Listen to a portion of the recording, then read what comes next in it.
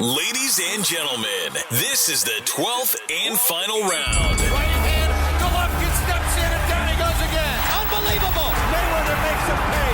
What a rookie mistake. A sensational left hook by De La Hoya. It's facts. I'm the best. You know what I mean? Sometimes I don't want to believe it myself, but it's the truth. I'm the best. I'm going to show you how great I am. From Southern California, this is the Last Round Podcast.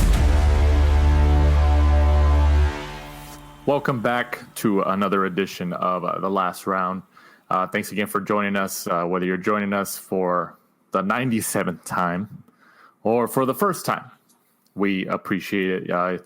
If you're listening on Apple Podcasts, Spotify, Stitcher, Google, Boxing Socials, YouTube, wherever we're at, we try to be on as many platforms as possible in terms of podcast, audio, all that stuff, to make it as easy for you guys. Because we know, right, Mike? We know that there's some people out there, not just in the United States or the UK, but all over the world, they use specific apps. And I would think that if they listen to a specific app, we should be on there, right? I would imagine so. I do that. I listen to two specific apps. And then some people don't even like using the apps. They like using YouTube, like my brother. If he listens, he always listens via the YouTube. Shout out to your brother. What's his name? Mark? That's right. Yeah, it's good memory. Yeah, I remember that. Shout out to Mark Shepard. And maybe we can have him on one day so you guys can have some brotherly love and talk some boxing. He'd be useless. I don't think he's a boxing fan, to be honest. He'd be useless. I've said that about my brother. I get it. But let's jump right into it. This past Saturday, the 19th of September, from the Mohegan Sun Casino in Connecticut on Showtime, Erickson Lubin gets the unanimous decision win over Terrell Gausha. I thought it was Gausha. Didn't they used to pronounce his name as Gausha, or was I just misremembering stuff? But, whatever. It is what it is. And this was for the vacant WBC super welterweight title. Lubin is now, is he the official mandatory for next week's Rosario and Charlo fight? He's in that driver's seat now, right? Yep. So, this was the main event of this Showtime card in Connecticut. We talked about it just before we came on air. It was one of many fights this past weekend that went the distance, which isn't necessarily a bad thing. Obviously, I think us as boxing fans, we can still find ways of appreciation for certain things, but we still want to see, knockouts or stuff like that. And I wasn't that entertained by it. What about you? I completely agree. I don't know whether Lubin was just so tentative because of the fight that he had with Charlo. Obviously, big fight. He went in there with Charlo and, got knocked out in the first round. He's come back. Obviously, gathered some momentum, got a few wins, managed to get himself back up into this kind of like a mandatory spot by picking up the WBC silver. But yeah, it was so tentative. It took about 8 rounds to get going. And then eventually, for the last 4 or 5 rounds, there was a little bit of action. But yeah, it wasn't a good night for boxing all around. The Top Rank show wasn't great. A lot of the fights that went the full distance, and the same in the Showtime card. But onwards and upwards for Lubin. I think facing the winner of the Charlo Rosario fight, I don't really see him winning either on that performance, to be honest with you. The good thing about Lubin, I think, as we talked about in our last episode, is that he's still a very young guy. I think what is he, 24? Is that what we said? Yeah. And I was one of them who said last week that I was surprised how old he was. I thought he was in his late 20s. And then I had some other people that we know who reached out after they listened to the show last week, and they were surprised too. They were like, "Hey, I never looked at Lubin's age. I didn't know he was that young." So, obviously, it's good that he's back in this mandatory spot, because he did, when he fought Charlo a couple years ago, it was a pretty vicious knockout. But he has a lot of time ahead of him to get back in a spot like he has. But whether he fights Rosario or Charlo next week, I think you're right. I think he loses to either one of them. But if he does lose to one of them, especially if he loses by knockout again, I mean, what would you do as if you were on Lubin's team? If he fights the winner, let's just say in 6 months down the road, whether it's Charlo or Rosario, and he loses that fight too, like what needs to be changed? Is it a trainer issue? Is it what do you think? I think maybe a different path. Maybe go down a different route, go down the WBO, the IBF. I could see Lubin beating Charlo if he stayed on the outside the whole time, and I think it'd be a very negative fight. But Lubin seems to likes to get into the mix a little bit, especially when he went in with Charlo because of, I don't know whether it was the mind games beforehand, Charlo kind of punking him and, kind of getting in his face, and Lubin went in there and rushed in there because he just really, really wanted to beat him. He really, really wanted to shut Charlo up. Mm-hmm. I don't know if it's something like that. Next time maybe, just prepare, stay away from all those mind games and, just box from the outside. I think that's what he's going to do. I think especially if he fights Charlo, just because he's already been in the ring with Charlo, he's going to be a lot more, I guess, careful in that ring. I mean, we know that the Charlo brothers, each of them, do have power. They have pop in those punches. Obviously, Lubin knows that more than anybody at 154 pounds. But I think he will be a lot more selective in a potential rematch with Charlo. But even with Rosario, I think he's going to be a little bit nervous because, I mean, Rosario's already shown that he pretty much belongs in that upper echelon of 154.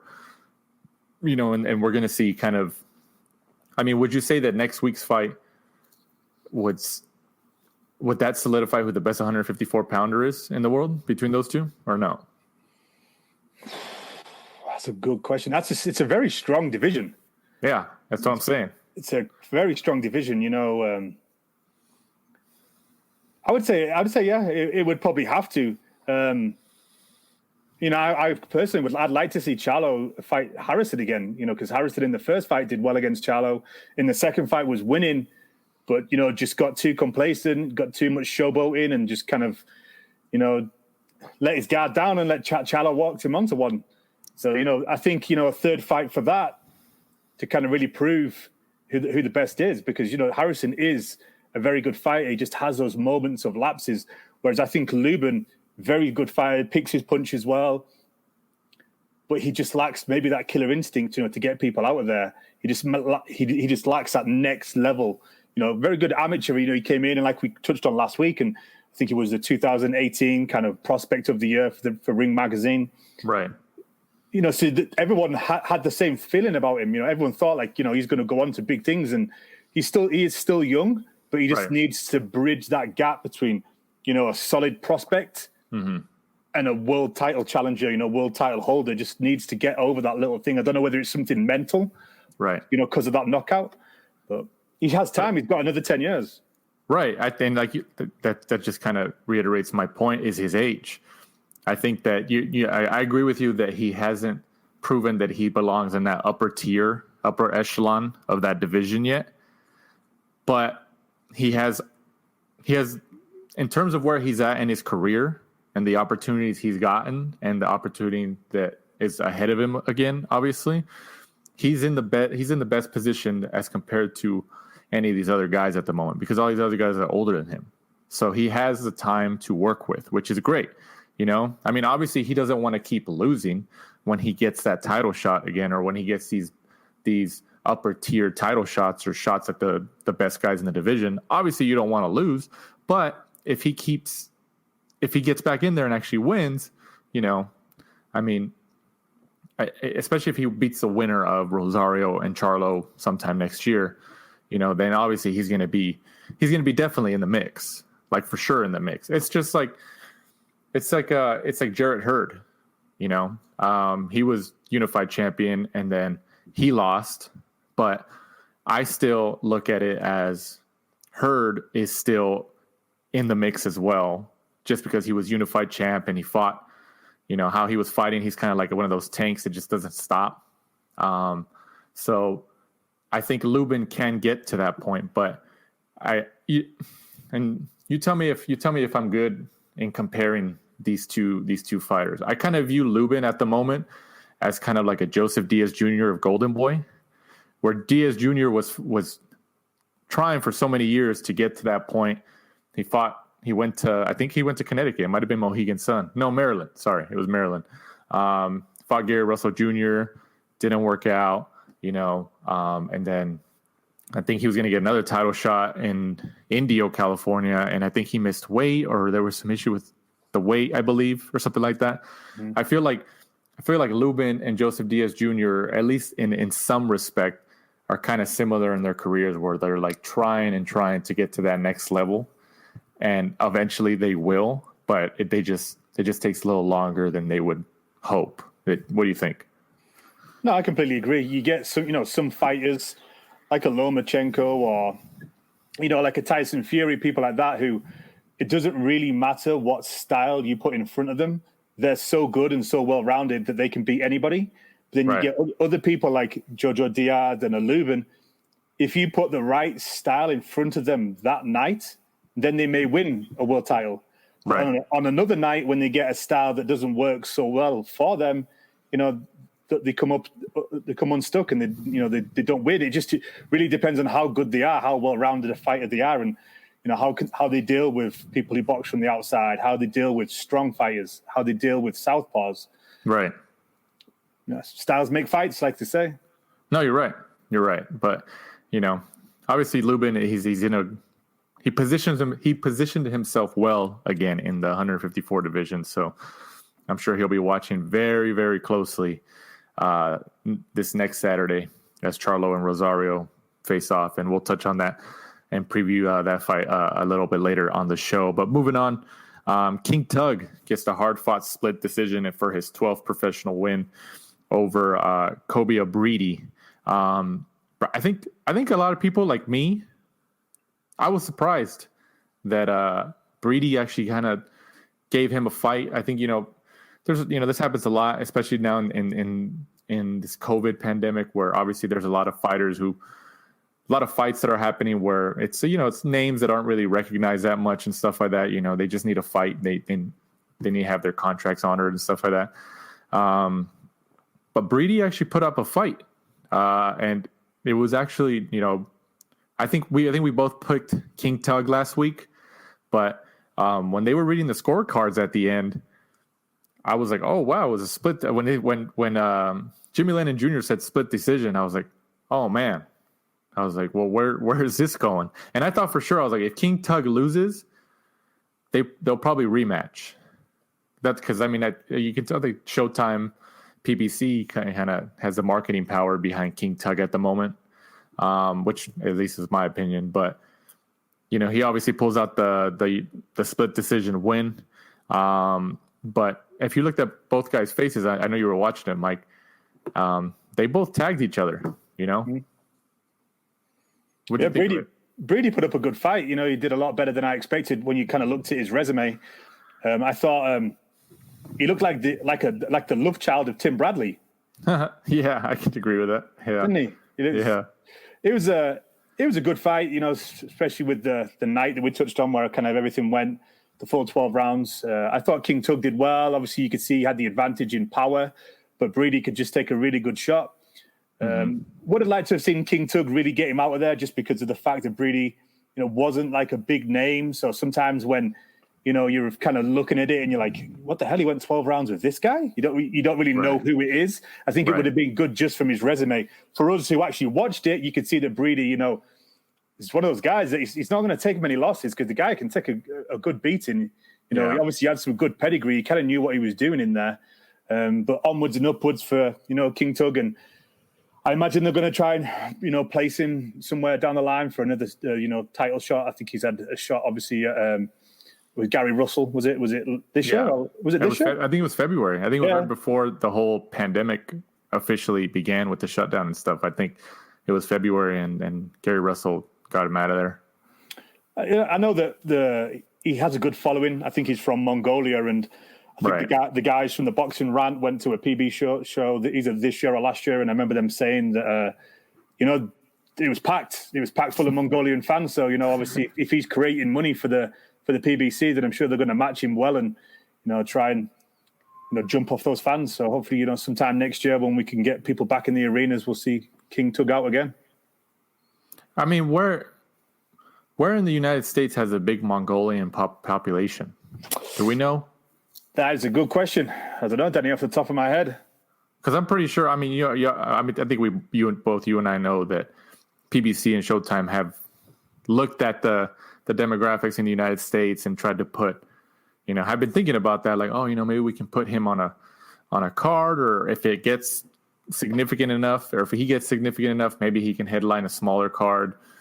I look at it like, obviously Jose Ramirez is a lot different with the Mexican fans, but like he sells out those arenas in Fresno, and obviously Mexican fans is different in terms of boxing fan, but like, I also look at it like, look at heavyweight Adam Kaunacki, Polish. They had him fight, where was it?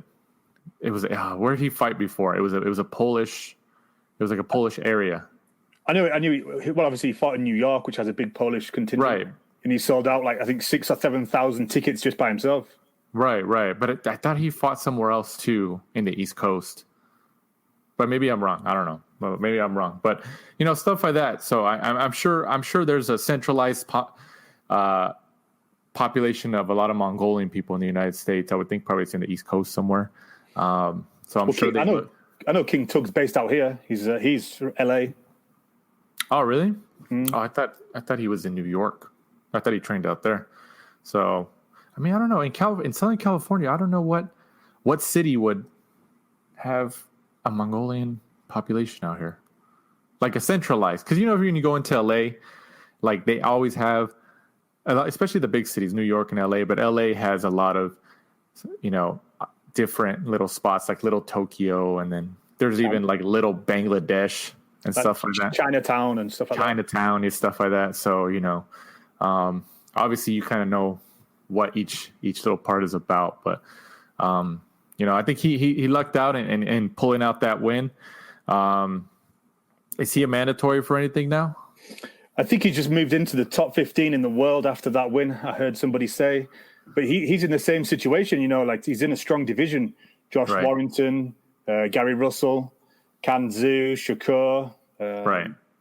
It's a tough spot. It's a tough division. It really is. Yeah, and I don't see King Tug. I know he's got knockout power, but I don't see him beating any of those. I think they're all a lot more polished than he has. The better boxers. Didn't Shakur Stevenson move up? Shakur did move up, yeah. So obviously that title's going to be up between Ruben Villa and who was the other one? Was it Navarrete? Navarrete and Ruben Villa. Yeah. So Stevenson's up at 130 now. So that takes away that name at least. I mean, what about a fight between? Obviously, it won't happen, but maybe a King Tug and Joet Gonzalez. So that would be possible, because obviously Joet Gonzalez has been in there with one big name. Same as King Tug. He's obviously been in there with Gary Russell. So it's, in my eyes, why not? They're both on the fringe. Obviously, there's not many fights being made at the minute. Nobody's probably really going to just give them a voluntary shot. So why not fight each other? Why not, fight there and get further up the rankings, push a mandatory situation? So repeat that, Mike. You kind of cut out for a couple of seconds. Repeat your opinion. I think that, they're both high up there in the rankings. So, why not fight each other? Instead of just kind of fighting somebody lower down, try and push the mandatory situation, get yourself back up there, because I don't see one of the champions just, voluntarily just offering them a shot. So. Right. Yeah. But kind of wrapping up this fight right here, the official scores were 115-111 for Breedy, and then two scores of 114-112, and 114 and 113 respectively in favor of King Tug. So like I said, like I repeated, it was a tough win for King Tug. I'm sure like many other fighters in the past, he was a little nervous as those scores were being read. Cause I mean, like, it's just like we all know, if you lose a fight, especially in this era, it's different than like in the 90s and stuff like that. if you lose a fight, like you kind of have you go all the way back to the end of the line and you have to work your way back up. Like look at Lubin, like he lost to Charlo a couple of years ago, and he's been working his way back through the rankings, and now as of this past weekend, he's in a mandatory position. So, King Tug gets the split decision win, and probably we'll be looking at possibly a Gary Russell Jr. fight again, maybe a rematch, which I doubt it, but we'll see. But he's in the thick of it again, so he's trying to get there. And also on that card, probably my favorite fight of the weekend. Jaron Ennis stays undefeated at 26-0 with a 6-round TKO over Juan Carlos Abreu. Abreu was down in the 5th round and twice in the 6th. I think Ennis looks sharp. I think he proved again why, he's something. I think he's still finding his form within that division, but I think he is dangerous for anybody.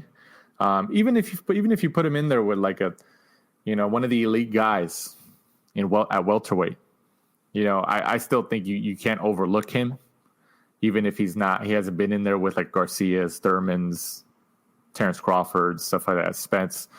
Obviously they would be favorites, but I think Ennis, especially after this past Saturday, I think he's shown some skills, and he's developing his skills and solidifying his skills that he can really fight.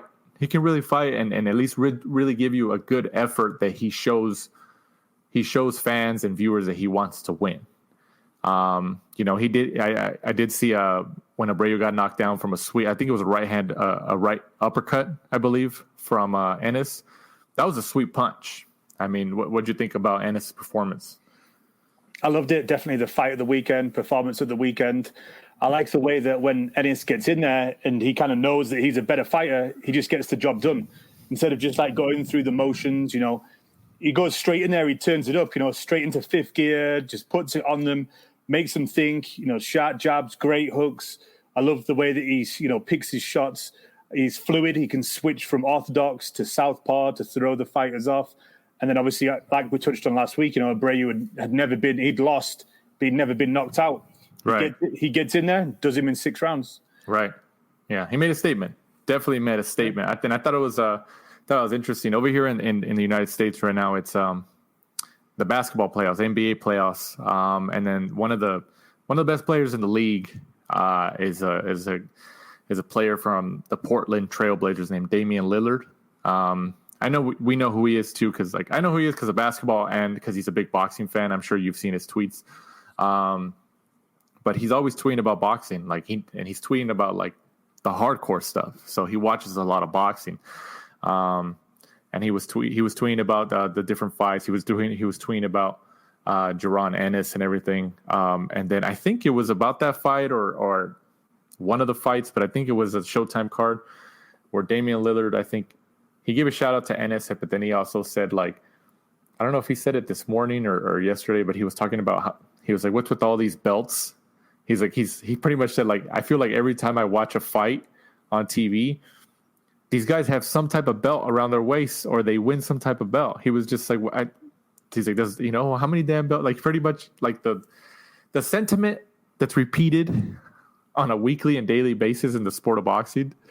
Damian Lillard just stressed it again, and then people obviously replied to him, oh, it was a regional belt, and now he moves up in this ranking and stuff like that.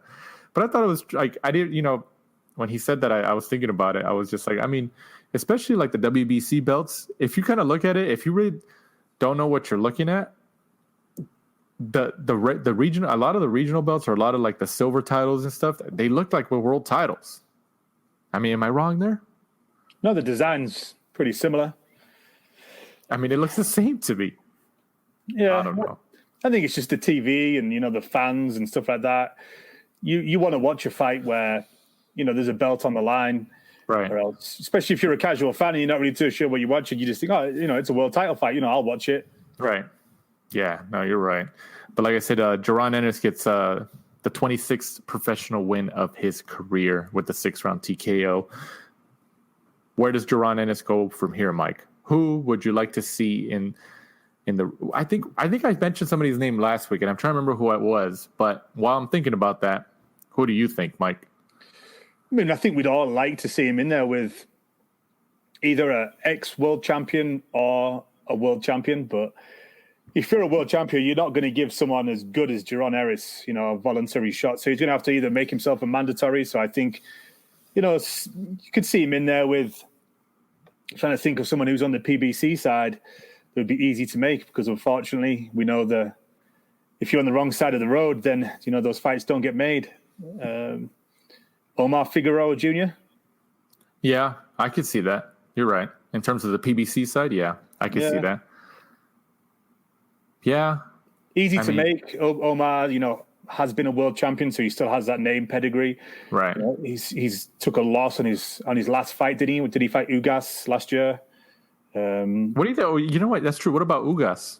A fight with I think Ugas would be, obviously, he's tough for anybody, but I think Ugas, though, was trying to position himself, or has positioned himself really into, demanding a title shot. So he probably won't want to take someone as tricky as Ennis with no belt on the line after what happened to him when he obviously, went toe-to-toe with Sean Porter, and a lot of people had him winning that fight. But he obviously... Yeah, that was out here in Carson, too. Yeah, he didn't have that name recognition, but I would say Omar Figueroa makes sense. PBC, easy to make. Omar Figueroa probably just needs a payday because he's been out for a while. And it's a good fight. Omar stands and fights, so it's a fan-friendly fight as well. I think I remember who I said last week. Even though obviously it won't work because of the different promoters, Virgil Ortiz Jr. So down the line, that would be an amazing fight. Once the names now are over the hill, and they've either retired or they're coming back down the other side and they're just there for a few paydays, and those two have a world title as a unification later down the line. That'd be pretty sweet. Ortiz against Jaron Ennis. Awesome fight. Great fight. Yeah. Yeah. And they're both young guys, I think Ortiz I think he just got his 20th win. Is he in the 20 wins category now? Yeah, he's about there, isn't he? He's like 18 or 19, I think. Is it? Okay, so he's on the cusp. So, 16, sorry. Oh, he's at 16? Oh, I was way off. 16, I thought for sure. 16 KOs. Oh, 16 KOs. Dang. That was way off. I thought he was way closer to 20. Maybe because he's a lot, the eye test and how he handles himself in there. It just seems like a lot more. But you're right, though. I think in the future, even now, I think that'd be a good fight. But especially in the future, the next couple of years, especially if they stay on the path that they're on and they keep winning and they keep showing people that they can fight, that'd be a really good fight between those two. Really good fight. But obviously with different promoters, it just adds another monkey wrench into that debacle. So, but like I said, Jaron Ennis, 26-0, TKO 6. Moving on from the bubble at the MGM Grand Garden Arena in Las Vegas on the Plus, ESPN. Jose Pedraza gets the 10-round unanimous decision win over Javier Molina.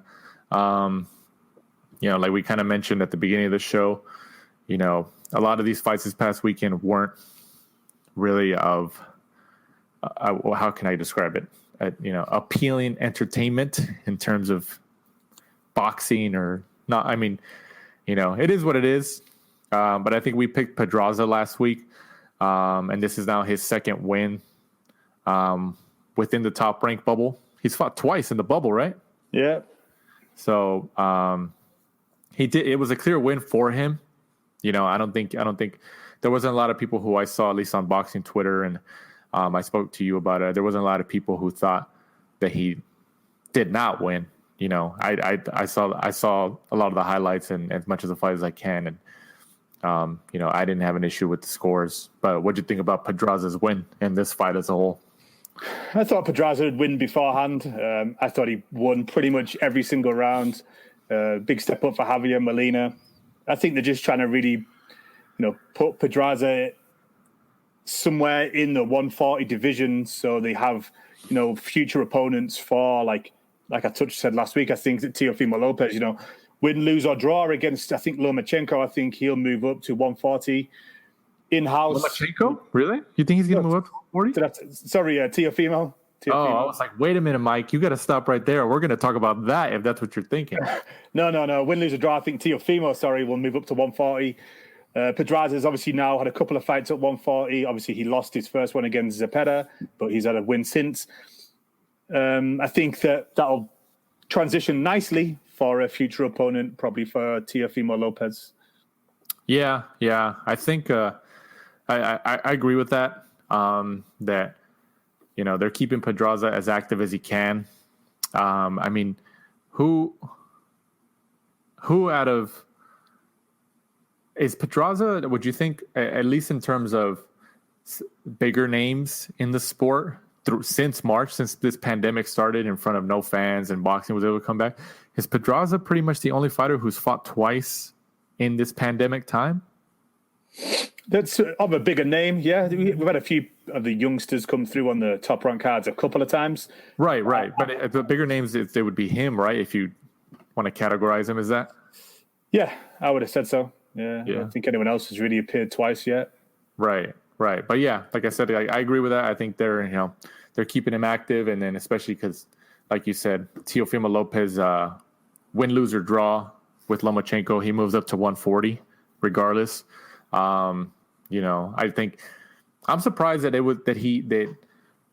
that at least kind of going on a tangent with Lopez. I'm surprised that he stayed at 135, because remember we talked about how his dad and stuff like that. He said in interviews that it was already hard to make that weight, and they were going to move out. They were going to move up to 140 or whatever. But I'm pretty sure Top Rank kind of told him, like, no, you got to do it. We got to make this fight. You have a chance, and it'll be your biggest payday to date, obviously. And he's like, all right, well, I'm going to try to make it. So, but 99% sure he moves up to 140 following that fight. And then like you said, I think his first fight at 140 next year will probably be Jose Pedraza. And then Pedraza has won twice this year. So in terms of like the wins column and as a formidable opponent, he's going to go in to a matchup with Teofimo Lopez, and Top Rank and ESPN are going to promote it as, well, yeah, Pedraza's won 2 in a row. He fought twice in the bubble. He was an Olympian. I believe Pedraza was an Olympian, right? And he was a former world champion as well. So it kind of brings a lot to the table as Teofimo Lopez's first fight in a new division. With a guy like Pedraza, even though we know Pedraza's kind of been the last couple of years, he's kind of been rotating around the bigger names like a Lomachenko and stuff like that. But I think he showed, like this past Saturday, even though it wasn't like that memorable of a fight, I think Pedraza still. I'm a fan. I've always liked Pedraza. Even when he fought Lomachenko is when I really became a fan. Because like even though he lost to Lomachenko, Pedraza did give Lomachenko some issues. Because you saw at times that Lomachenko was struggling. I mean, what do you think? No, I agree. I think that Teofimo Lopez, win, lose, or draw, he moves up to 140. And obviously you've got the Ramirez, Josh Taylor fight. I think those guys will, whoever wins that will probably vacate those titles, go up to 147, which will leave some belts vacant at 140. I think Teofimo Lopez will probably go up to 140, fight Pedraza for a world title at 140 pounds. Right. Because they can say, Teofimo Lopez is, just moved up. He's going to fight for one. Also, Pedraza would be fighting for that would be his third world title. He's had the world title at 130, 135. So 140 would be his, third world title chance. So, I think that's how they'll sell it. He's also been in there with Lomachenko. He's been in there with Gervonta Davis. So, right. he's been in there with some good names. So he's a sellable opponent, and then right. It's a good fight for Teofimo Lopez.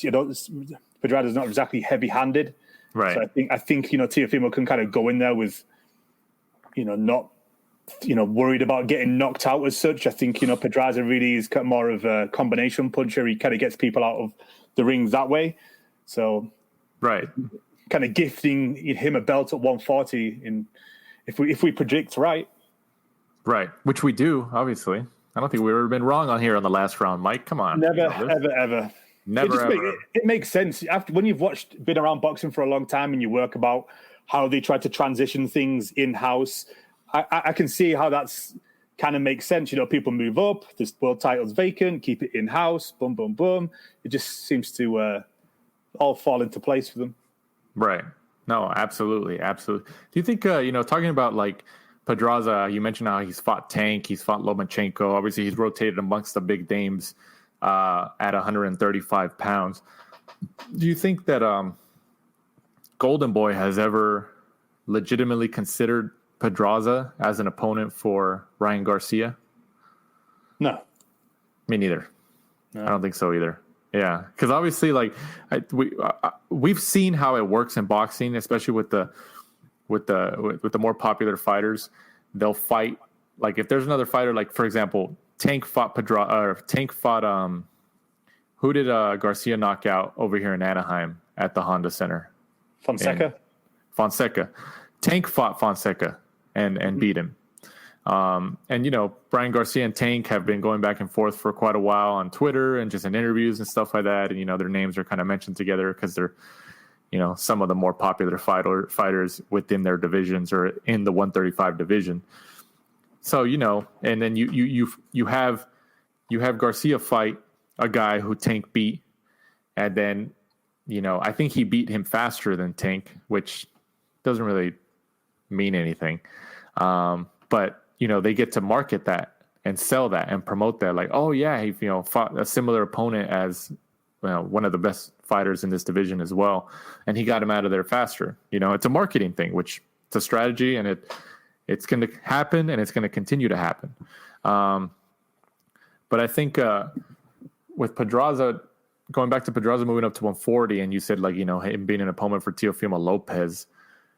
And then, you got Josh Taylor and Jose Ramirez. I don't think Ramirez stays at 140 when Lopez moves up. I think Ramirez and Taylor will fight. I think Taylor, if anybody stays at 140, it's Taylor. And I think Ramirez moves up to 147. He vacates, especially if he wins against Taylor, he vacates the belts. He moves up to 147. Mostly because Crawford needs opponents at 147 for top rank. I would say Taylor moves up more because I think he struggles at the weight more than Ramirez does. I think that Taylor looks a little bit tighter. I think Ramirez is kind of skinny and could probably handle 140. Really? Yeah, and they're both kind of top rank anyway because obviously top rank is Josh Taylor's American promotion. So I think either way, whoever wins that fight will probably go and fight Crawford. For some reason, though, I kind of think that Taylor probably would take it more than Ramirez does because Ramirez, until recently, has kind of been protected. I think we both agree, and I don't know whether his management will want him going in there and fighting Crawford and probably coming unstuck. Whereas Taylor's kind of already said that he's if he wins the fight against Ramirez, that he wants to fight Crawford. Right. And if you look at Taylor since he's turned pro, the guys that he's gone through and the titles that he's won and stuff like that, I don't think he's scared of anybody. I think he'd do it. I think he's here to, win as much as he can, fight as many big names, get as much money as he can, and just get out of the sport. I don't think he's gonna, try to slowly and surely just kind of pick his opponents and not really fight anybody. It doesn't really seem to be what Josh Taylor does. I mean, yeah, you're right. Now that you mentioned that, I could agree with that.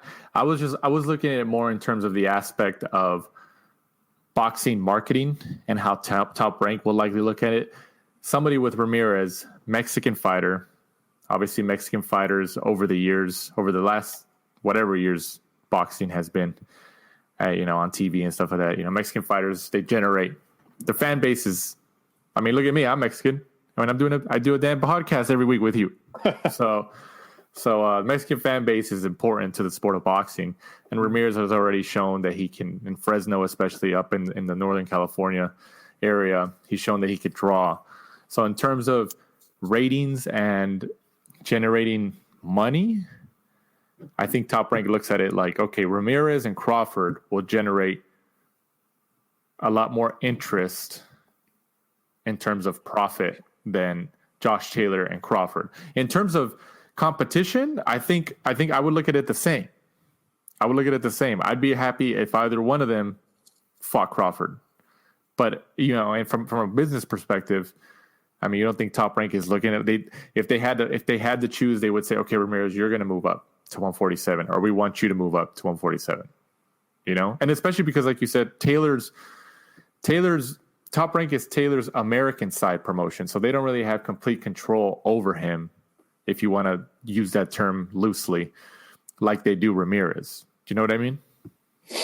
Yeah, I imagine whoever wins, because it's a bigger fight, you've got those belts obviously cleared out at 140. Terence Crawford cleared out at 140. So I think whoever wins that fight will at least get offered the Crawford fight. And then obviously we'll just go from there. If they turn it down for a easier payday somewhere else, then maybe the loser may move up and get it. But I think the winner will get at least offered the Crawford fight. I can see, especially if Crawford Brook is announced, like officially announced with a date. I can see if Ramirez and Taylor fight beforehand, which they probably won't. But if they fight beforehand, that the winner is told to call out Crawford following the win, like, oh, you just unified the titles. What's next? I'm moving up to 147 and I want Terence Crawford, I honestly think that's the plan. Am I wrong? Supposed to be back in November. According to the rumors today, kicking around boxing. So him and Kell Brook in November. I mean, obviously they're going to have to pay Kell Brook's price tag. Well, Kell's been sparring with Billy Joe Saunders, so he's in camp. That's crazy that he's sparring with somebody like Billy Joe. I mean, I don't know. Obviously, we'll talk more about that fight as especially if it gets announced, but even though people see Brook as washed and that he's not the same guy he was, I agree he's not the same guy he was, but I still think he's got a bit of danger in those punches. I think so. Am I wrong? I mean, he's a UK guy. What do you think? The problem is because it's such a solo sport, obviously you get in the ring by yourself. Yeah. Unless you're in camp and you're talking to them and you can see whether there's any hunger left. Right. Judging from the outside, we're just guessing. We don't know whether, does Kell Brook honestly believe that he can do it? Has he got, is he getting up at 4:00 in the morning to mentally prepare himself and do those runs and stuff like that? Right. Or is Kell just in there for his last payday and that's it? He's gone. We're never going to see him again. This is one big fat check and then he's done. So, I mean, maybe. Common sense would say Crawford. Crawford's still hungry. He still wants it. He's a spiteful fighter. And what we've seen from Kell Brook over the last few fights, he hasn't been impressive, When he fought, there was somebody put up a clip of when he fought Triple G the other day, and I forgot. I can't remember what round it was, but he had Triple G. No, he had him and he had his moments. Yeah, he had him rocked, and he was just teeing off at him. And I was like, dude, I totally forgot. It's been so many years. So I was watching the clip on Twitter the other day. Yeah. Well, that's what I'm saying. Like, it's stuff like that. Like, obviously, the Triple G fight really fast forwarded his career in terms of damage that he's taken. Obviously, I think everybody agrees with that. And then he fights Spence not long after. And he loses to Spence, and Spence kind of, injured the other side of his eye socket or whatever, like both eye sockets or something. Mm-hmm. But even against Spence, like, the reason why I still believe that he might have something left in the tank where he could probably pull it off, I would think, is because in both of those fights, even against the bigger Triple G, he had moments where he showed his skill, and even against Spence and Triple G, he lost both fights, but there was moments where he showed that he could fight, and ultimately it was the injury to his eye sockets that really just it forced him to not continue, or to at least have the fight stopped or whatever. So I don't know. I mean, I would hope that it's an exciting fight for Crawford's sake, but I mean, like, I think especially if Crawford loses, like, I think that this is in terms of pressure. It's funny how we got into the conversation about Crawford and Brook, but if Crawford loses, I think that he's going to get a ton of criticism, because people are going to look at it, man, you lost to a washed Kell Brook and stuff like that. Like, people aren't giving Kell Brook the credit that he once had anymore, like when he had the IBF title at 147 pounds. And people are going to be like, man, that just shows you if he lost to somebody like Kell Brook, who isn't the same anymore, he would get killed by like an Errol Spence, a Sean Porter, stuff like that. I think the pressure for him in this fight is huge. It's huge because people expect him to just beat Brook easily. And if Brook gets a good amount of punches in there or even knocks him down, and especially if he wins, Crawford is going to get a ton of heat for that. Am I wrong? You're right, but I think I've spoken to Terence Crawford before, and you've obviously seen him in a lot of interviews. I don't think he'll care. I honestly think that Crawford is just one of those guys that, like, because he's the way he cares. I disagree. I think he cares. I think some people do. Some people, you can tell they say they don't care, but you can tell they do because they read it. I think that's him. Yeah, I don't know though. I disagree with you, Mike. I think he cares. He says like he doesn't, but he cares. Me, I don't think he does. I mean, I think he does because he would try to change something though. If he cared, I think that he would maybe behind the scenes put more pressure on and try to get these big fights where at the minute he's just kind of like, I don't care. I cleared out 140. I beat everybody so far, put in front of me at 147. I'm telling you, I think he cares. And yeah, I mean, I care. Well, yeah. I want to see the big fights, but well, yeah, I think we all do. But I'm telling you, I think the contract that he signed with Top Rank and ESPN, and especially Top Rank, I think they have him from a legal perspective and a legal contract. I think they have him. Obviously, you can make a scene, for example, case in point in Exhibit 1, Ryan Garcia. You can sign a little $250,000 contract or something and say it's the best contract in prospect history and this is great, this is awesome. And then, 6 months later, you're complaining about pay again. Obviously, if you make enough of a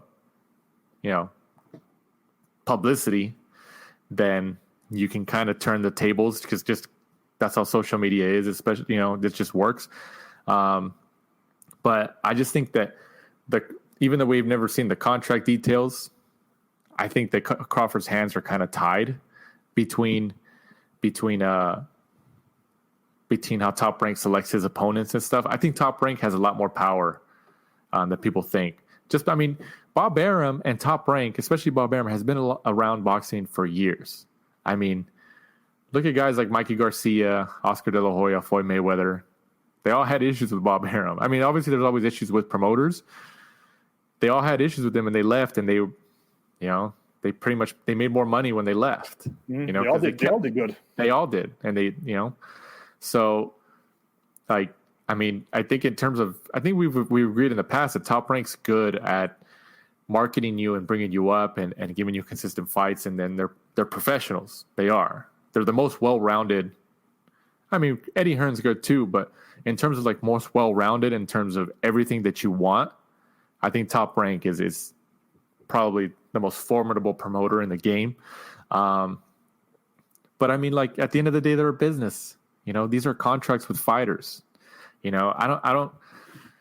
I mean, look at when Crawford and Sean Porter were calling each other out, and Sean Porter even went out and said, like, yeah, I'll do it. But then, I mean, supposedly that Sean Porter wanted too much money, but then Sean Porter said in an interview that he talked to Terence Crawford and he said, hey, let's do it. I'm down. I talked to Al Heyman. Hey, let's do it. And then Crawford said, like, oh, not right now. It's not the right time. Or supposedly. That's just, what we've heard in interviews and stuff like that. But I don't know, man. I don't. That's just my opinion. I disagree with you, Mike. I think you're a liar this time. Well, we'll see. We'll see. I guess. It's just going to be a wasted career if he goes on fighting washed-up Brits like Amir Khan, Kell Brook, Ricky Burns. You never know, man. You never know. Moving on that card. We went on a huge tangent right there.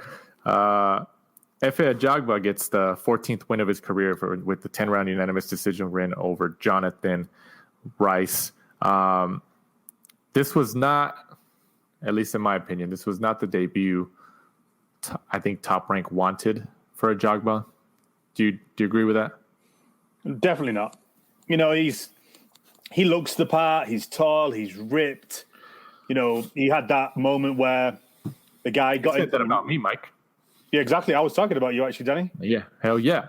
He had that moment where the guy got into the ring to fight him. The bell went and the guy got out. You know, he has everything about him, all the publicity.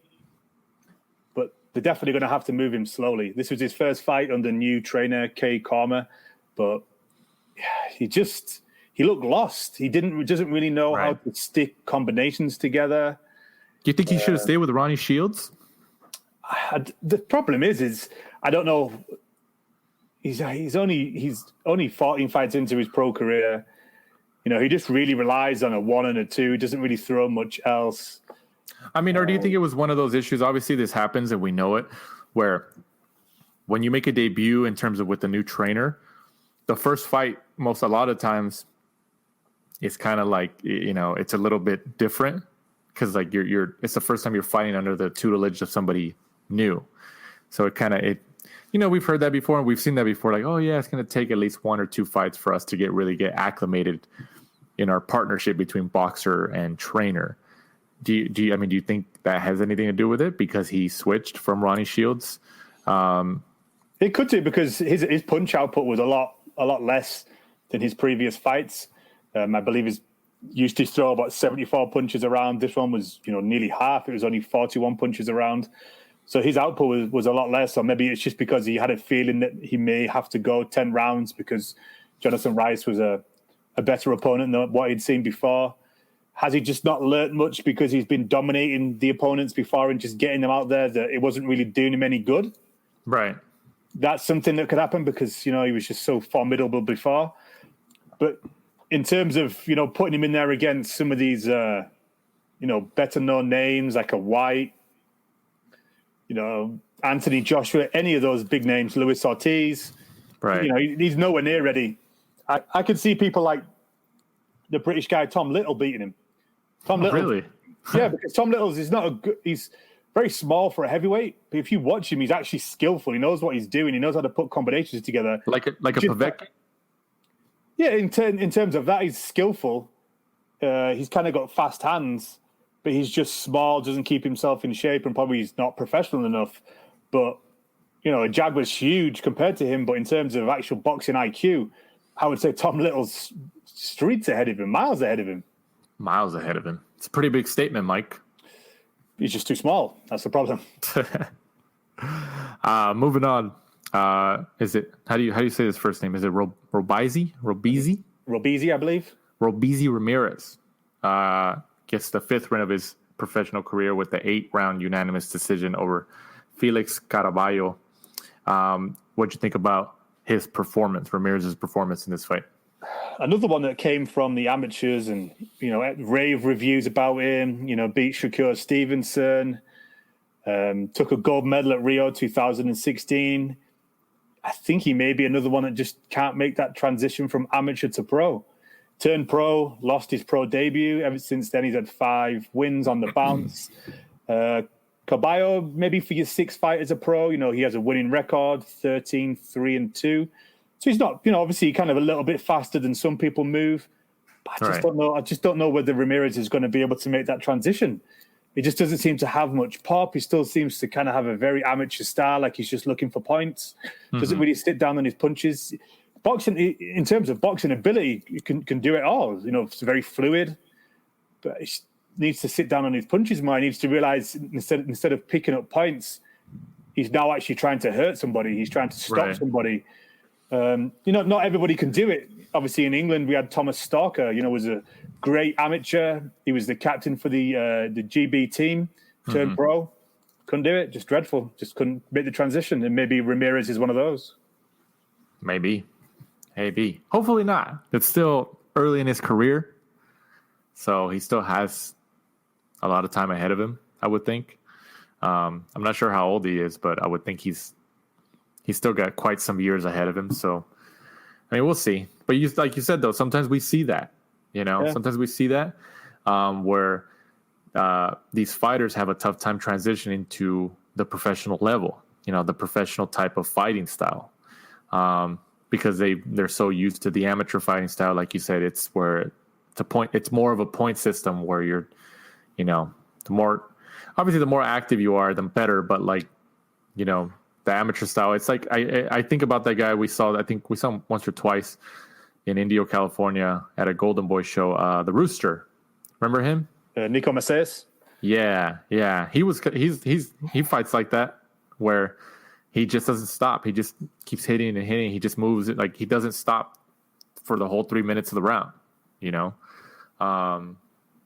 and I think when we were watching him there, talking about amateur style, I remember you saying that you were just like, he's not going to be able to keep that up for the rest of his career. Like, it's entertaining to people and fans and stuff like that. But I think, like you said, I think Ramirez, I don't think Ramirez was that type of style in terms of Nico Macias, like that, come forward. But like you said, eventually they're going to have to find what the best pathway to transition to the professional fighting style is, because you can't survive on an amateur style when you're fighting in the pros now. It's because it's totally different, right? Yeah, I mean, you have to slow down your punch output, because you haven't just got 3 rounds to go as crazy and wild as you want and throw as many punches as you want, and that's it done. Obviously, you're working your way up. You're starting at the 4 rounds, 6 rounds, 10 rounds, and then obviously you move on to 12 rounds. So they need to slow down. They need to obviously, think about sticking some more weight behind those punches, sticking some more power behind those punches, because you're trying to hurt people. You're trying to stop people now instead of just throwing as many punches as you can, and you're just picking up points. And obviously, like we said, not everybody can do it. Right. You're right. Also on that card, Brian Lua gets the second round KO over Luis Norambuena. 22 years old, Lua, who was a teenage amateur contemporary of Ryan Garcia, your favorite fighter, Mike. He's been out with the hand injury recently, right? Up until obviously this past weekend. What'd you think about his performance and he's back in the win column after over 2 years? Probably the second best performance of the night, behind Jaron Ennis, I would have said. I thought Lua looked good every single shot. Even when he's going to the body, you can see he's just obviously heavy-handed. He puts a lot of power behind everything. The punch that knocked out Luis Norambuena, beautiful. Kind of catches him coming in, boom, straight on the money, knocked him out. And you could see straight away, just the look on his face, you could see that obviously he was just dazed and didn't really know where he was. So it's a great comeback for him. Obviously, he gets the KO. Local fighter for us. Trains with Robert Garcia, so that's good for us. Spoke to him today, actually, about trying to come on the show. He was going to try to come on, but he's driving back from Las Vegas to California. So obviously wouldn't have been a good signal for the interview. So we'll get him on in another week for everybody. Yeah, I'm sure he'll be on in the future. We'll try to coordinate that. Also, is it Jahi? I think it's Jahi Tucker. Jahi Tucker gets the first professional win of his career with the first round TKO over DeAndre Anderson. Anderson's now 1-2. What do you think about Tucker's debut? Strangely, even though he got the first round TKO, for an amateur with his pedigree, I thought he was a little bit wild. Like early on, DeAndre Anderson just came in and started throwing some punches, and Tucker just took him on the chin. Like, I was like, he looks like he just didn't have any defense. So I was kind of surprised. I was like, what the hell's going on? But obviously he can take a shot, and then Tucker, I don't know whether it was just, debut nerves or something. He was kind of a little bit wild at times. Got tagged a lot as well. But, it worked. Eventually he just wore DeAndre Anderson down, got him in the corner, and I think there was only like 10 seconds left. He just started windmilling him, just threw as many punches as he could, and he knew that obviously the referee was going to, jump in and stop it. Kind of, I don't want to be too negative about him because it was his debut, but onwards and upwards for him. Obviously, he looks like a good prospect from the pedigree he has. Right. And then rounding off this top ranked card at the Bubble in Las Vegas, Kazir Goldston gets also another debut, the first professional win of his career, with the 4-round unanimous decision win over Isaiah Varnell. What did you think about this pro debut? I thought he looked good. He didn't get him out of there. Obviously, he went the 4 rounds, but he looked very calm. He knew his ring IQ. You can see he obviously knows what he's doing. Very good amateur pedigree. Him and Tucker signed pro contracts, I think, on the same day. Flashy. I think he could probably just, take his time, fill out, because he's still very young. So obviously, I think he's probably going to move through the weight categories early. But there's no need to rush him. But he definitely looks like he's got the potential to be really good. Has the potential. That's all we can ask for in this game. Fight previews this upcoming Saturday, the 26th of September, from the York Hall in London, UK, on ESPN Plus. Josh Taylor, unified WBA and IBF super lightweight champion, puts his titles on the line against. All right, man, you're back into it. Pronounce his name for me, Mike. Help me out. Aponin Kongsong. Aponin Kongsong. They're both 16-0. That's crazy. I mean, I'm not familiar with Kongsong.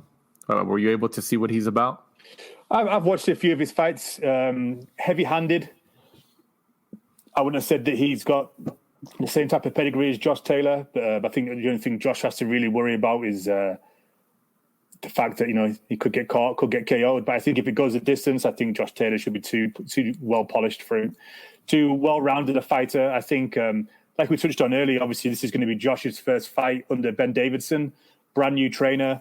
That'll be interesting to see. Yeah, it'll be interesting to see how much of difference he makes in terms of style. So it's probably kind of good in essence that the fight was scheduled for Easter, ended up getting called off. So he's actually had a lot more time to get used to working with Ben.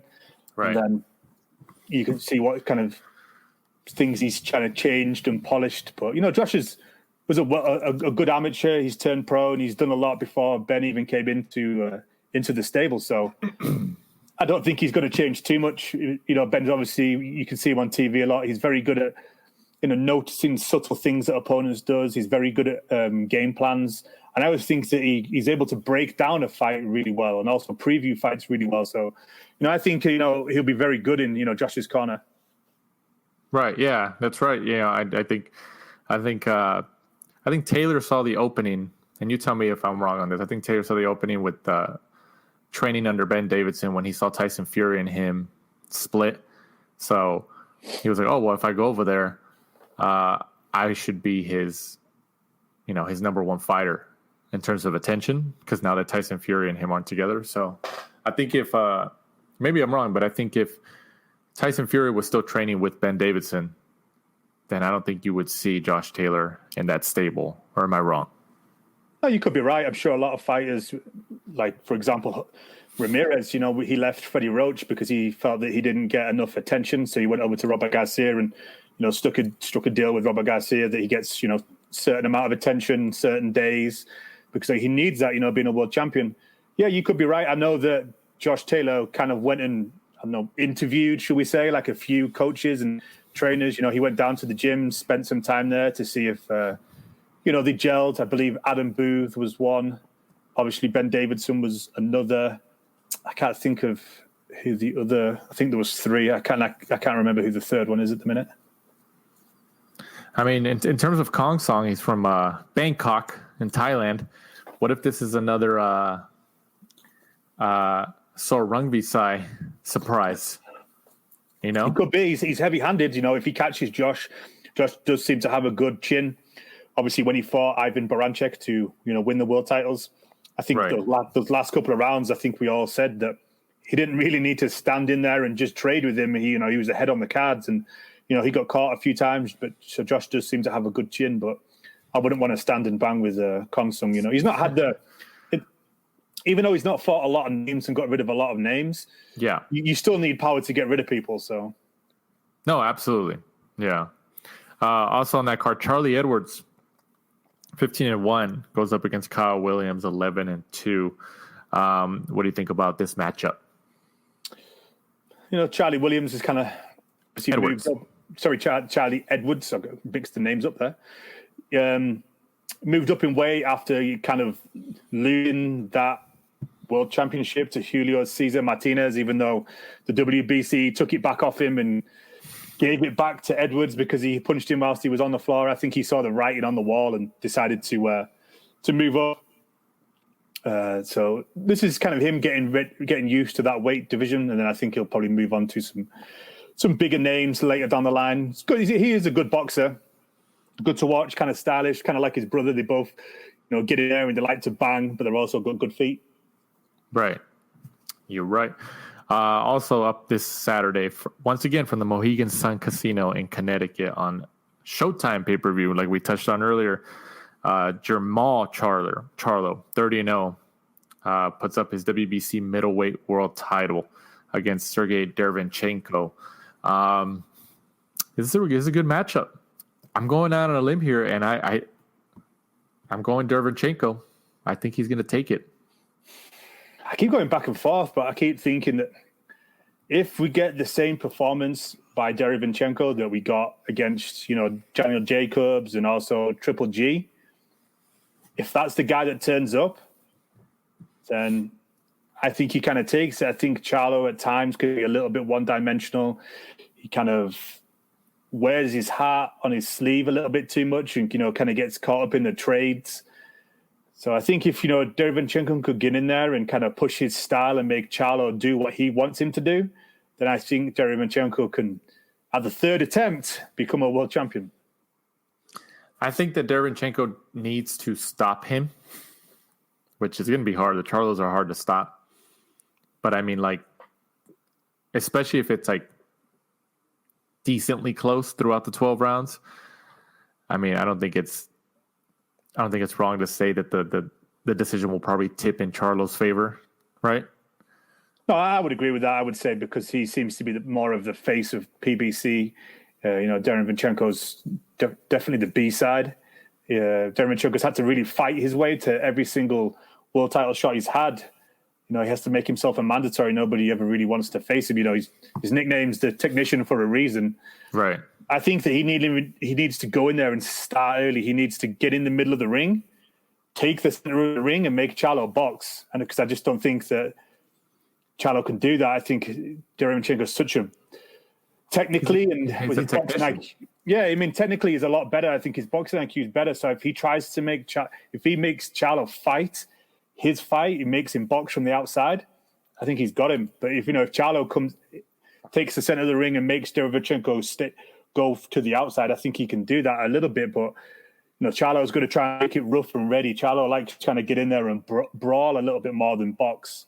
So I think it's a really good matchup. It's one of the best matchups of the year, if not arguably the best matchup of the year. So,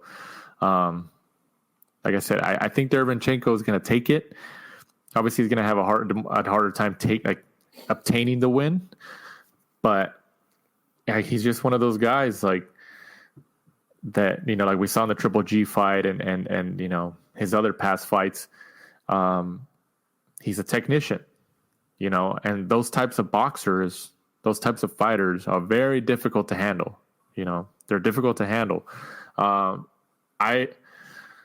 Would you say that Derevyanchenko is the most talented guy that Charlo's been in the ring with or is going to be in the ring with in his career? Him or Julian Williams? That's true. Julian Williams, the first time though, I don't think was polished. Well, that was a 154 Charlo, wasn't it? That was Jamel when he was at 154 before he moved up. Was it? Oh, yeah. Man, I'm still confused. Yeah. I think that, but I believe then Julian Williams, his IQ has changed since then. That he obviously, he was with Stephen Bredman, and he's Stephen Edwards. Obviously, everyone nicknames him Bredman. Right. He polished him a lot more. He made him a lot better boxer. He was trying to get him back into that position to be a world champion. So I don't know whether if Julian Williams just there and kind of rushed things a little bit too much and got into the, brawled a little bit too much, which, plays into what Charlo wants. So I would say maybe this is the biggest and best fighter that Charlo's fought. If he gets a win over Derevyanchenko, only Daniel Jacobs and Triple G have done that, and both of those were debatable. It puts him in good company, like you said. Definitely. breakout fight for me. If he wins this, then you have to put respect on his name. You have to say, like, you know what, dude, you are a world champion now. You've beaten somebody up there. Because before that, beating people like Brandon Adams, who was too small, Dennis Hogan, Yeah. I don't think anybody can disagree that even though he has a world title, he's a world title holder. He's not a world champion. We'll find out on Saturday, right? There's a difference. And I remember when Charlo got gifted the title without winning it by the WBC. I think he was asked in subsequent interviews, and like you can tell he was kind of bothered. Like he was just like, yeah, I mean, whatever, it is what it is. Like, because not only is it like kind of anticlimactic, but it takes away the fighter's potential feeling of fighting for a world title and winning the world title, getting your hand raised at the end and stuff like that. It's like, come on, man. Like you just took that feeling away from me, it's just like, but it is what it is. But I'm going Derevyanchenko, but I still think it's a really even matchup. And there's more pressure on Charlo here just because he's got the more popularity and publicity behind him. But like you said, if he can beat Derevyanchenko, especially beat him in a more dominant fashion than Jacobs and Triple G did, I think that's going to say a lot. But I think Derevyanchenko is he's that the whole technician mindset. He's a good fighter. He's a good fighter, and I think he's going to take it. I think he's going to pull it off. But third time lucky, me, Charlo, Jacobs, and Triple G. He's not had a world title handed to him, has he? No, he has it. So he's definitely going through the fires. He really is. He's not getting an email one like Devin Haney. No, he's not. Co-main event: Jermell Charlo, 154 pounds. This is also for the unified WBC, WBA, and IBF super welterweight world titles. Goes up against Jason Rosario, who has all these world titles. This is another great matchup of the year. I think even though we have a couple months left in 2020, I don't think anybody can disagree that this is the best card of the year in terms of matchups, and they're both world championship fights, right? Yeah, this is a good card, and for me, I think both the Charlos, if you've kind of been sitting on the fence about them, wondering have they really deserved their world titles and have they kind of been protected a little bit, both of them are in really, really good fights. This could really be, if both Charlos come through this, and you have to say, you know what, dude, like you really are world title winners. Yeah, you're world champions. Yeah, the world champions. They're not just holding the titles. So, right. This is a hard fight because Jason Rosario was kind of known to a lot of hardcore boxing fans, and I know that Julian Williams used to get him in for sparring a little bit, and then obviously they ended up facing him. Williams come unstuck, and Rosario took those world titles. Julian Williams then activated the rematch and then decided not to. And also recently just broke up with Stephen Edwards. Edwards is not his trainer anymore. Mm-hmm. So not too much is known about Rosario, but from that one performance, he looks... I can't decide who to pick. He looks like he could be good. He looks like he could take a shot. He's got a high work rate. He really puts the pressure on. And I think I might go Rosario because I don't know if Charlo is going to be able to withstand the pressure that Rosario can put on him. If what? Go ahead. But then the problem is, you don't see Rosario. Is he going to wilt under the pressure? He's going to go in as the B side again. Charlo's in there. Charlo's loud. If Rosario turns up like he does against Julian Williams and just pressurizes him and uses that high output, I don't know if Charlo has ever really faced that before, because Charlo normally goes in there, he's the A side, and people kind of fight his fight. He makes them fight his fight. And, Rosario didn't do that with Williams. He went in there and just put it on him. Right. And does Charlo have a back foot game? That's the thing. He's never had to use it, apart from when he fought Tony Harrison. And did that work? No, it didn't. I agreed, because I've been having a tough time on who I think is going to take this. and I've been going back and forth the last couple of days. I'm just like, you know what? I don't know. I know we've seen more of Charlo, at least on the bigger stage. But you're right, though. Rosario has shown that he could fight. You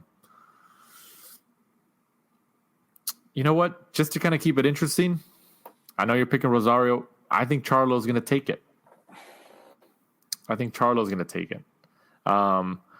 And I think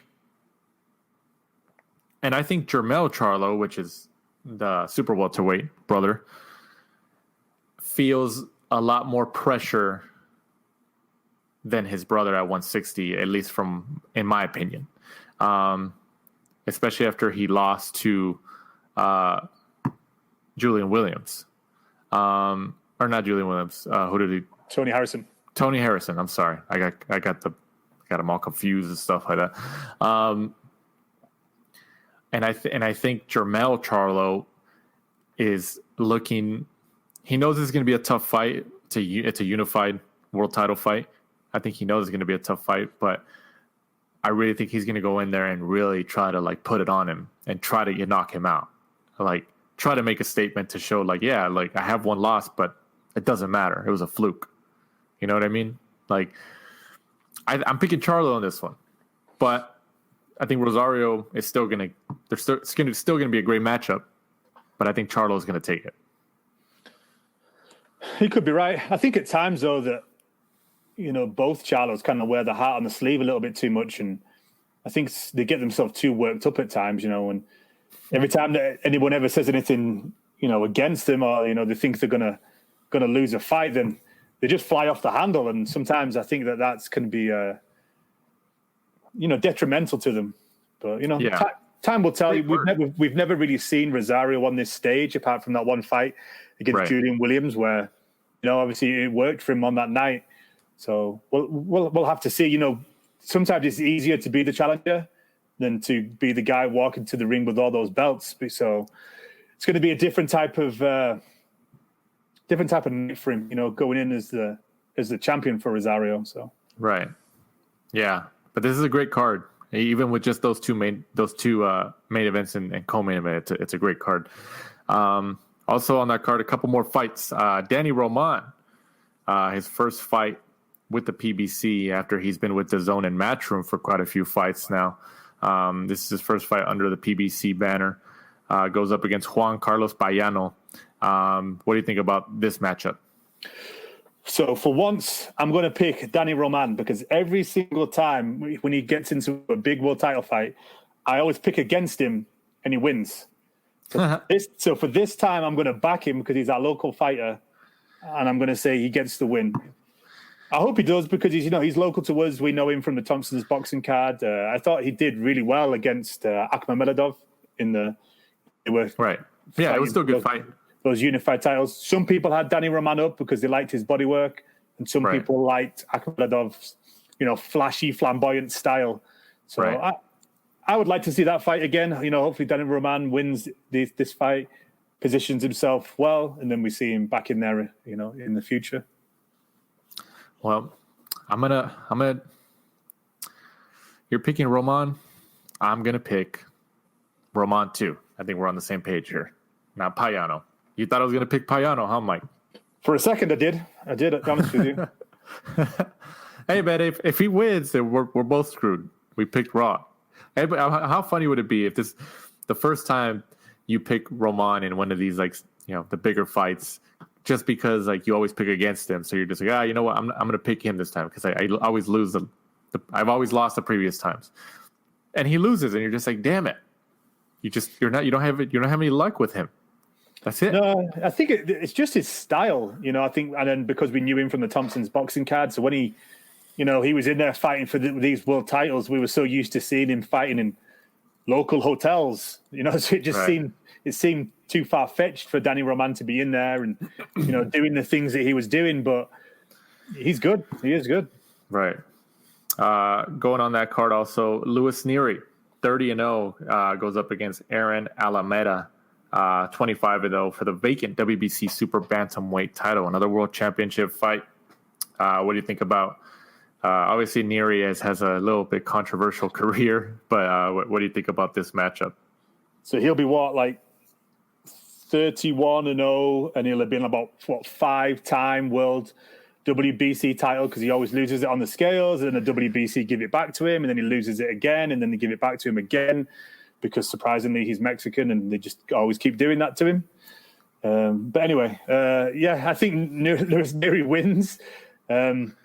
He is a good fighter, very good to watch.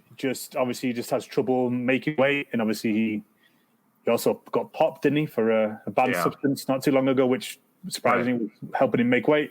So I suppose it all goes down to Friday then, really, just whether he makes weight on Friday and whether the fight even goes ahead. Right. We'll see.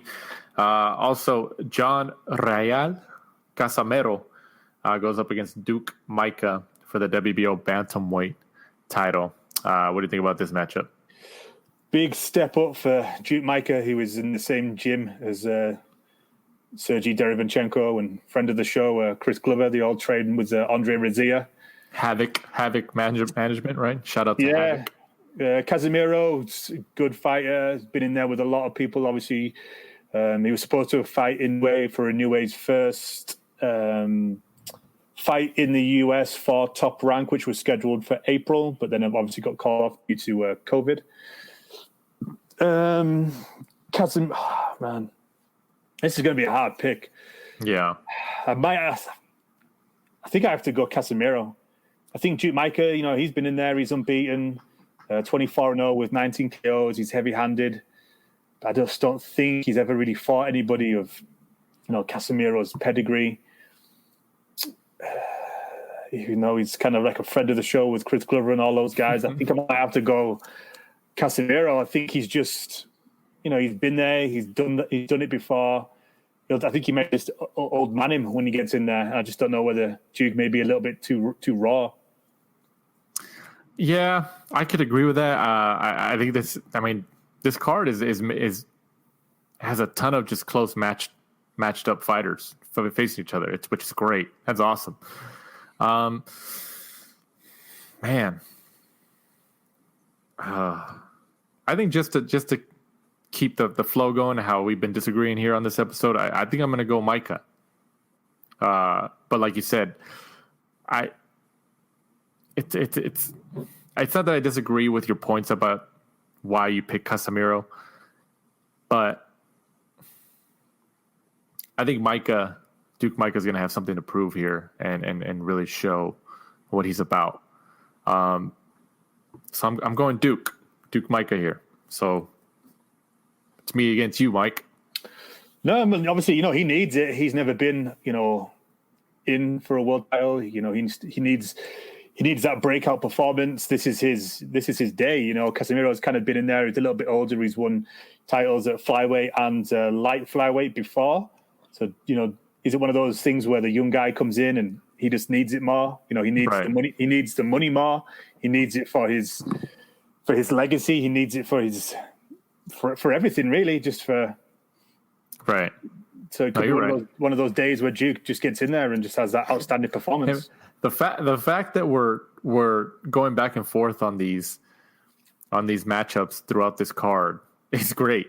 I mean, when's the last time we went through pretty much an entire card like this, and we had pauses in between our answers, extended pauses in between our answers because of the competitiveness of the matchups.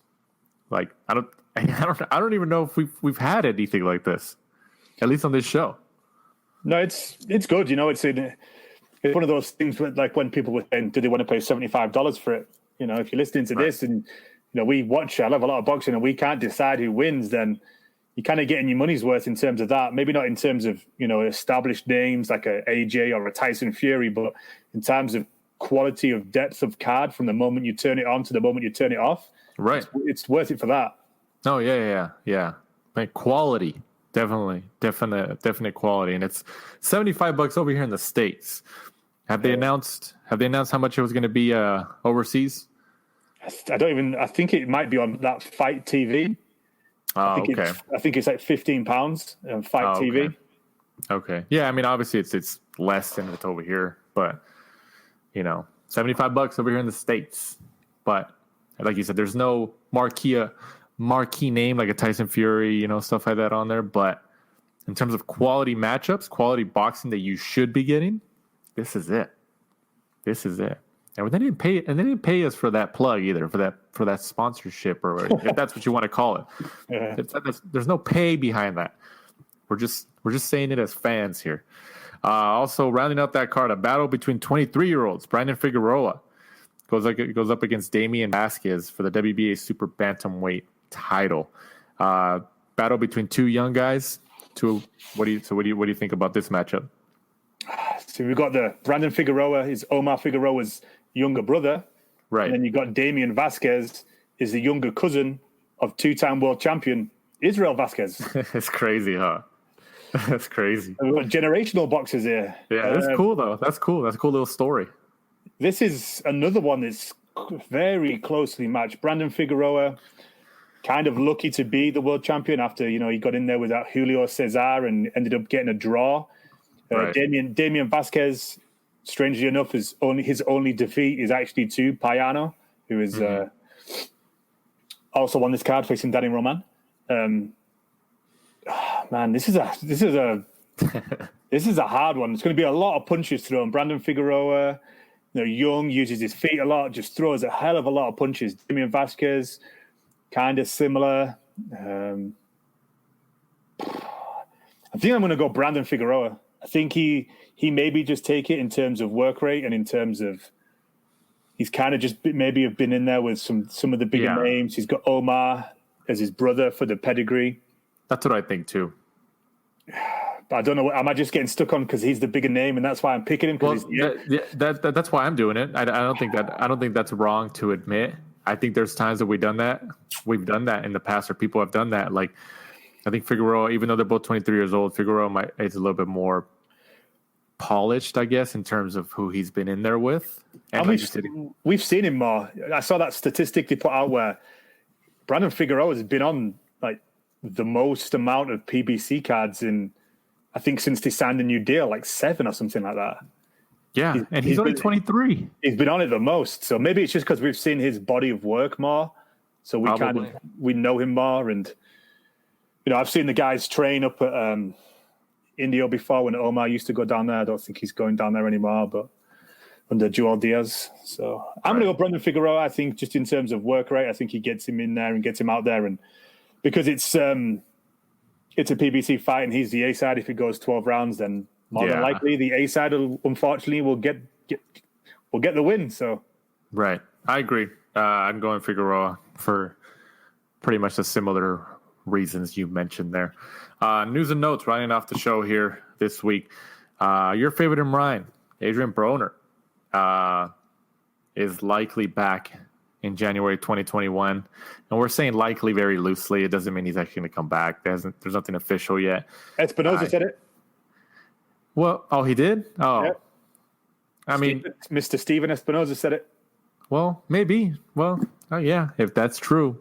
I guess he's the boss over there at Showtime, so I get it. So Broner, as according to the executive vice president of sports at Showtime, Steven Espinoza, is back in January. He last fought. It's going to be 2 years, right? Two years that he's fought. January 2019, he fought Manny Pacquiao. His 0 wins, 2 losses, and a draw in his last 3 fights. Dang. And more than likely, if he comes back in January 2021, he'll probably still headline Showtime pay-per-view. Probably. But you also got to look at it too. If in January, if he pulls in the ratings, whether it's a regular Showtime card or a pay-per-view or any type of ratings, and they see that he moves the needle, which he has shown in the past, they're gonna bring him back again. They will. So people are going to complain about it, but if he moves the television ratings, they call them the Nielsen ratings over here in the United States, he's going to come back. So people are going to get used to it, Mike. He's kind of not lucky, but I suppose, I don't know, lucky or not lucky, however you want to word it, that that he moves the needle so much because he doesn't take care of himself. He does some wacky stuff. He blows a lot of money. He needs to kind of get his head in the right place. And because the rumor is he's coming back at 140 and fighting Ivan Redkach. Right. I can't see him getting down to what we in now. Ivan Redkach trains out here too. What we in now? The 20th of September, is it? What is it? The 20? Yeah, the 22nd. Like yeah. He needs to get his weight down because he's looking kind of podgy. So, well, we'll see, man. You know, we all love AB. AB, man, about billions. He's always there. He's always there. And then obviously your favorite reported news of the last week in the sport of boxing and in pop culture, which is obviously your second favorite topic behind boxing. Floyd Mayweather is back in the news again and said to reportedly in negotiations or reportedly going to fight in November against your second favorite fighter of this current era, Logan Paul. What do you think? I think it may be true because I saw that Conor McGregor's coach posted something on Twitter saying, I can't believe we're talking about this. I know. I saw that McGregor's coach posted something saying like, well, how can he get a license, professional license to fight? And then Logan Paul replied with a screenshot of his professional license from when he fought, was it KSI? When he fought KSI, in California. Yeah.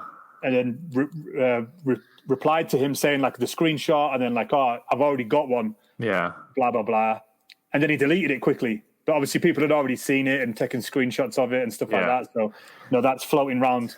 So I'm starting to think, if he's either just doing it for headlines. Do you think, I mean, it could be headlines. I mean, obviously we've seen Mayweather every so often, once a year, once every 2 years, his name pops up in the mix again to try to get some type of big entertainment fight like this.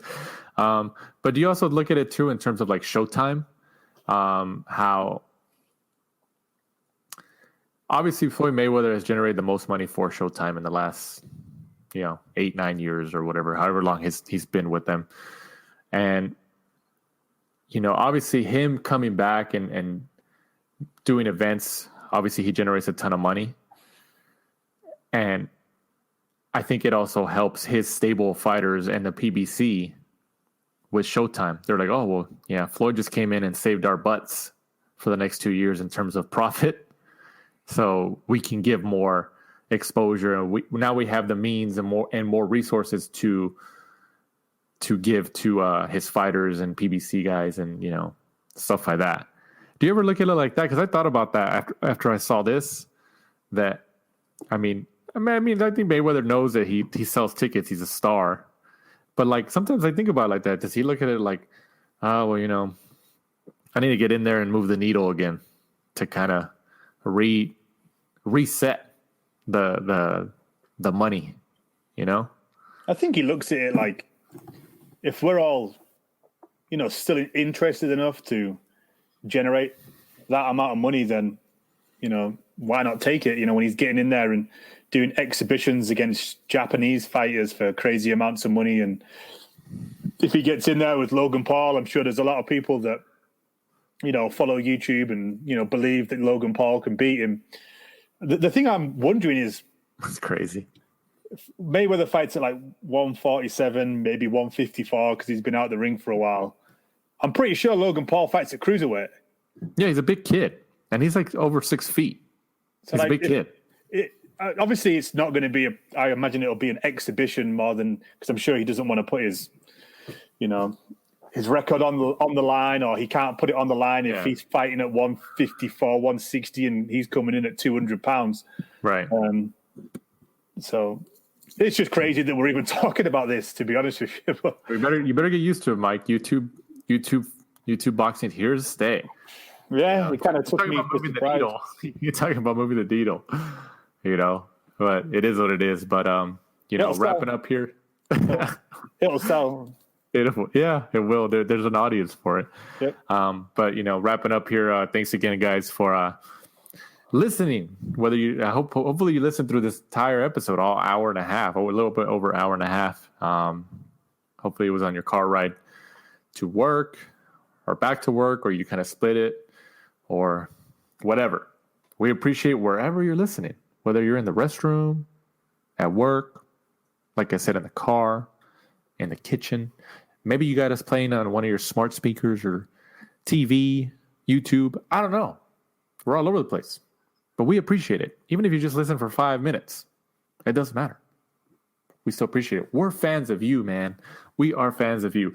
But as we wrap up here, go ahead, Mike, and once again, let our fans and our listeners know where they can follow us. You can follow us at The Last Round 12 on Instagram and Twitter. And obviously, don't forget, we're still on the Boxing Social YouTube page. And next week, we'll be giving you the reviews of all the fights we just talked about, and also previewing the Lee Selby George Kambosos Jr. fight. Previewing upcoming events again. So once again, for my co-host Michael Shepard, I'm Danny Z. This is The Last Round. Thanks for supporting and listening to the show. Follow us at The Last Round 12 on social media. Rate, review, and subscribe. This is The Last Round Podcast.